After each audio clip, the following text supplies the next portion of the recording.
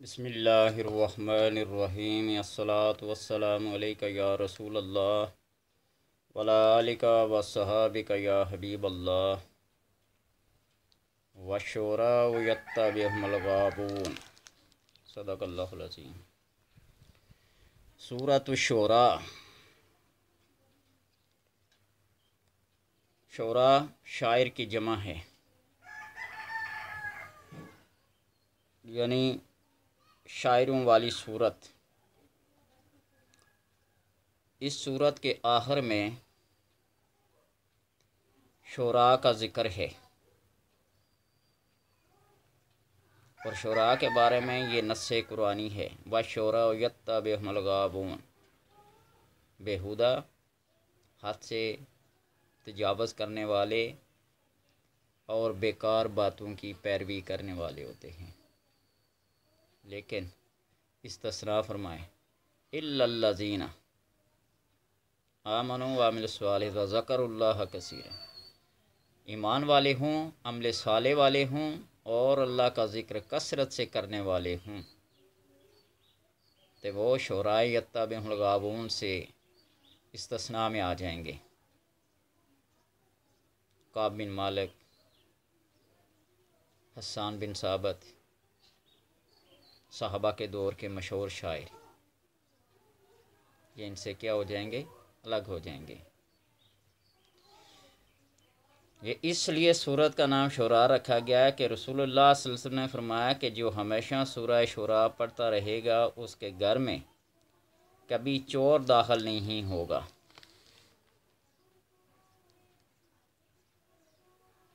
نہ وہ گھر جلے گا اور نہ ہی وہ غرق ہوگا۔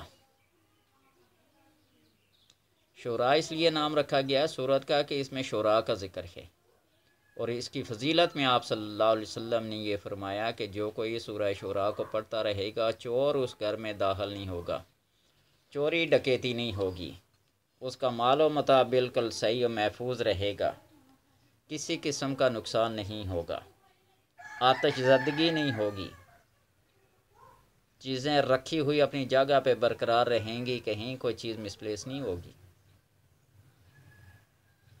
اس کی یہ فضیلت ہے، اور اس کے اندر رکھا ہوا سامان کبھی غرق نہیں ہوگا، کبھی تباہ و ناکارہ نہیں ہوگا۔ جو شخص سورہ شعراء کو پڑھے گا اس کے تمام گناہ معاف کر دیے جاتے ہیں۔ اور اس کی ابتدا میں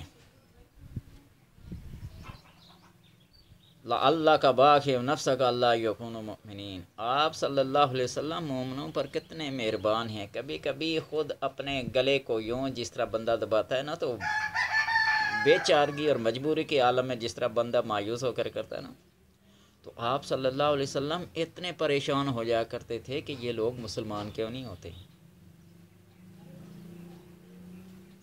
تو اللہ تبارک و تعالیٰ نے تسلی خاطر کے لیے آپ صلی اللہ علیہ وسلم کو بار بار وما علینا الا البلاغ، محبوب آپ کا کام ہے ان تک پہنچا دینا، آپ ان کو کان پکڑ پکڑ کے لانے کی کوئی ضرورت نہیں ہے، ہم نے کوئی آپ کو ان کے اوپر دروغ مقرر کیا ہے، بس آپ کا کام ہے پہنچانا۔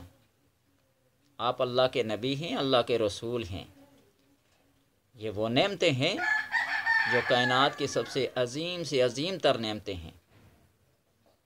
میں نے آپ کو رسول بنا کر بھیجا نا، تو بس اپنی رسالت کو ان تک پہنچائیں، اپنی نبوت کو ان تک پہنچائیں، آگے ہدایت دینا، راہ راست پہ لانا، اس معاملے کو میرے اوپر چھوڑ دیں، آپ اتنے پریشان نہ ہوا کریں۔ وہ مکے کی ایک بدبخت عورت تھی نا،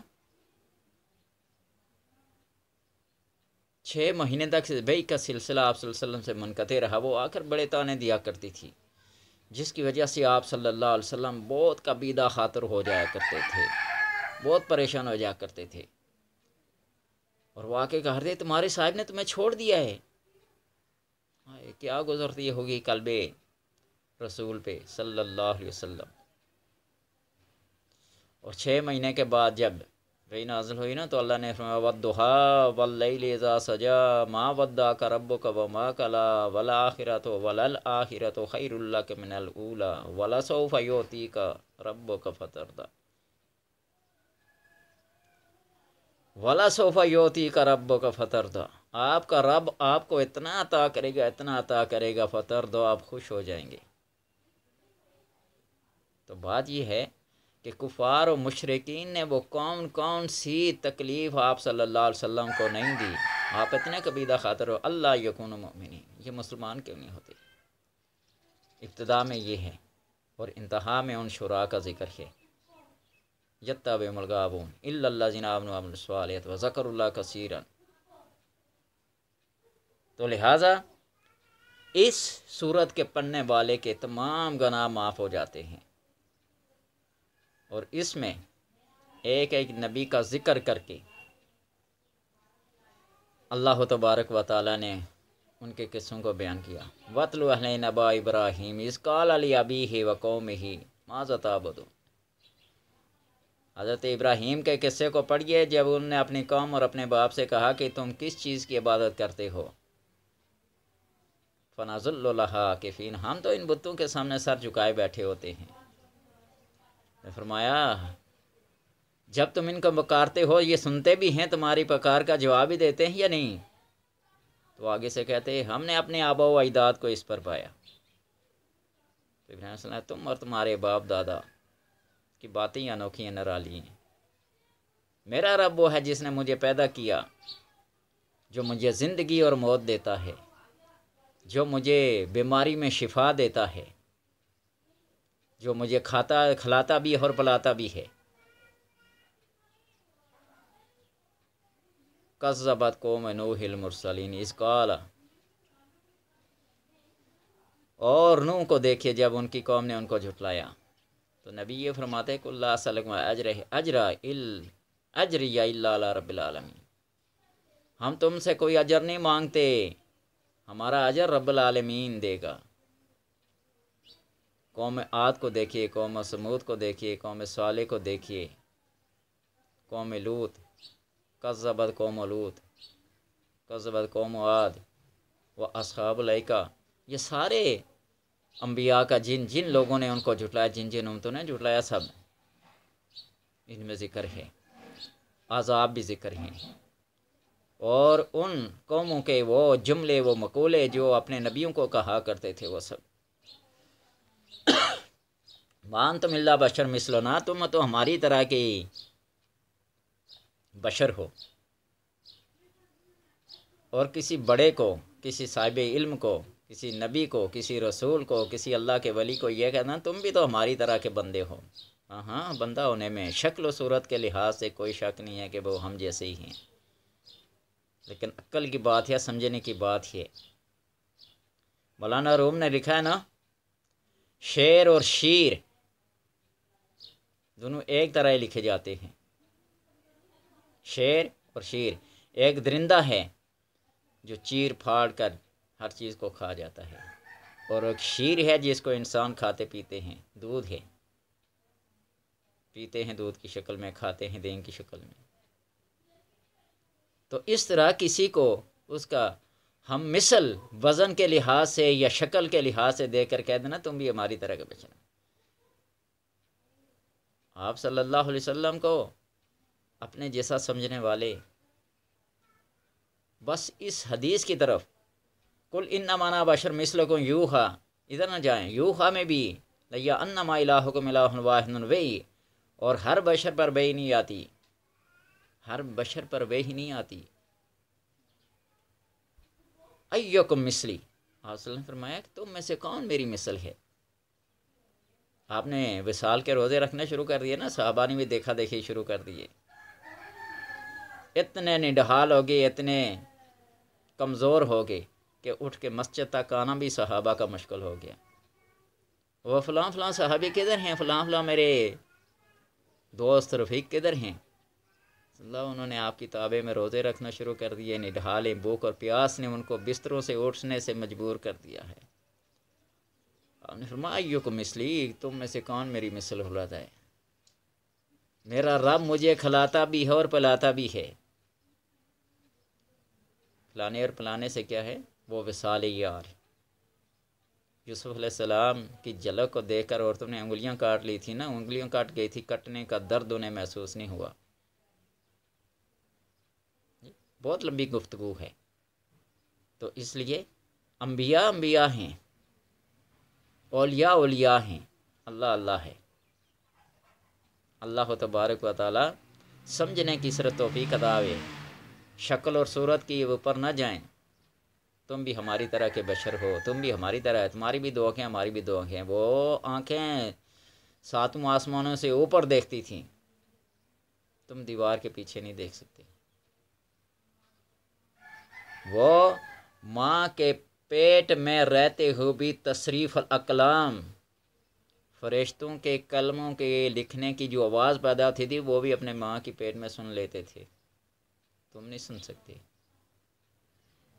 کون کون سی مثال پیش کی جائے، یہ ہمارا موضوع نہیں ہے، لیکن جب چل پڑتے ہیں نا کسی لہ پہ تو پھر اصل مقصد رہ جاتا ہے۔ جو کہ سورہ شورا پڑھے تو اس کے تمام گناہ معاف کر دیے جاتے ہیں۔ یہ کتنی بڑی عظمت ہے، کتنی بڑی سعادت ہے۔ کوئی دنیا کی کتاب لاؤ نا، جس کو 1 دفعہ 2 دفعہ 3 دفعہ 1000 مرتبہ پڑھنے کے بعد کہہ دیا جائے کہ پڑھنے والے کے گناہ معاف ہو گئے۔ اس لیے خوف سے نجات، کوئی شخص خوف کی وجہ سے پریشان ہو تو سورہ شورا کو باوضو 7 مرتبہ پڑھ کر دعا کرے، دل خوف اور ڈر سے آزاد ہو جائے گا اور تمام پریشانیاں ختم ہو جائیں گی۔ وہ پڑھنا تو بڑی دور کی بات ہے، صرف وضو کر لو۔ وضو کے یہ کمالات ہیں کہ باوضو آدمی کے اوپر کوئی بھی چیز اثر نہیں کرتی، کوئی جادو جنات اس کے اوپر اثر نہیں کرتا۔ باوضو رہنے والے انسان کے لیے رزق ایسے نازل ہوتا ہے جس طرح اونچائی سے پانی نیچائی کی طرف آتا ہے۔ باوضو شخص جب بستر پہ جاتا ہے، سو جاتا ہے، تو اللہ تبارک و تعالیٰ اس کی کروٹ پلٹنے کے لیے بھی فرشتوں کو مقرر کر دیتا ہے۔ وضو کرنے والے کے اعضاء قیامت کے دن چمکیں گے جہاں جہاں بھی وضو کا پانی لگے گا۔ اور پھر جب وضو کر کے، ہماری حالت یہ ہے کہ ایک وضو سے 5 نمازیں پڑھ لیں، ایک وضو سے 2-3 نمازیں پڑھ لیں۔ محبت کا یہ انداز ہم نے اپنا لیا ہے، شدت کی وجہ سے، پخانہ اور پیشاب کی وجہ سے روکے رکھیں گے، نماز پڑھ کے ہی ایک ہی وضو سے اٹھیں گے۔ ایسی شدت کے وقت میں ہوا رکی ہوئی ہو، چھوٹا یا بڑا پیشاب رکا ہوا ہو اور نماز کا وقت ہو، تو پہلے ان چیزوں سے فارغ ہو جاؤ، تو پھر نماز کے مصلے پہ آؤ، نماز کی جگہ پہ آؤ، اس کی بارگاہ میں آؤ۔ عقیدت اور محبت کا تقاضا یہ ہے کہ جس بارگاہ میں تم کھڑے ہوئے ہو وہ کائنات کی سب سے عظیم ہستی ہے، اور اگر تمہیں پتہ چل جائے کہ میرا جھکنا، میرا رکوع اور میرا سجدہ کس کے آگے رکھا ہوا ہے، تو قیامت تک کے لیے تم سر نہ اٹھا سکو اس کی عظمت اور اس کی بزرگی کو دیکھتے ہوئے، اس کے کرم اور اس کی مہربانی کو دیکھتے ہوئے۔ تو لہٰذا جو کہ سورہ شورا کو پڑھے، اس کے تمام غم، تمام دکھ، تمام مصیبتیں، تمام تکلیفیں، تمام پریشانیاں، تمام حاسدین اور فاسدین اپنے منہ کی کھائیں گے، اور اس کے پڑھنے والے کے سارے گناہ معاف ہوں گے۔ اس کے گھر میں کبھی چور داخل نہیں ہوگا، اس کا سامان کبھی ضائع نہیں ہوگا، کبھی غرق نہیں ہوگا، کبھی کوئی آفت تو آندھی طوفان اس کے گھر میں داخل نہیں ہوگا۔ یہ کتنا بڑا کمال ہے۔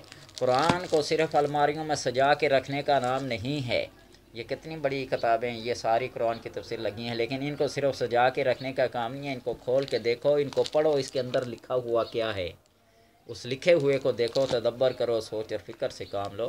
اللہ تبارک و تعالی عمل کی توفیق دے، پڑھنے کی توفیق دے، اور لوگوں تک اس بات کو پہنچانے کی توفیق دے۔